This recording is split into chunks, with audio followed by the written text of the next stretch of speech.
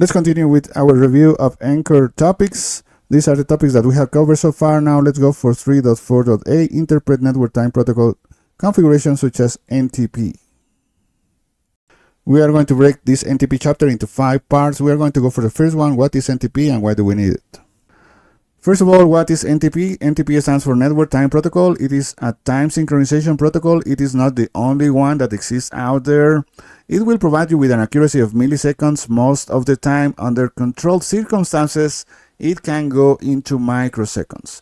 It works and it is based on UDP. There are several RFCs related to NTP because NTP has gone through several versions. The most common version is version 4. It is backward compatible with previous versions.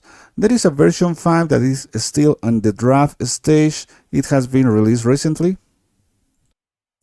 Let's talk now about why do we need NTP. The actual question should be, why do we need our devices to be time synchronized? NTP is just a way of doing so that will provide you with milliseconds accuracy.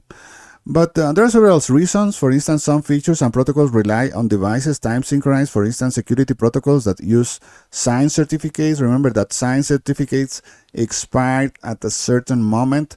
So you will likely need to have your devices using the correct time. Otherwise, they will have their signed certificates expiring at the wrong time.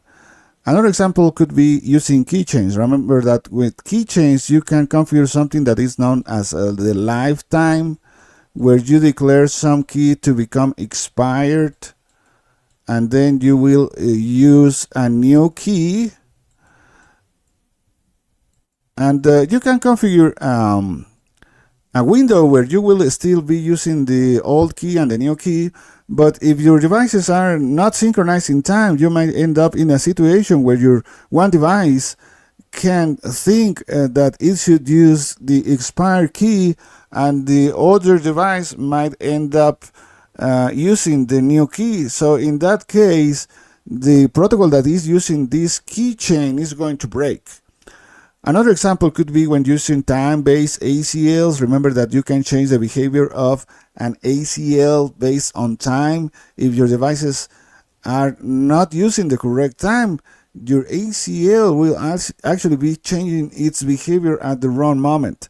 Another example could be if you are using embedded event manager applets based on time that are time triggered. For instance, if you are configuring them using a cron tab entry, you might end up running your applets at the wrong moment if your devices are not time synchronized.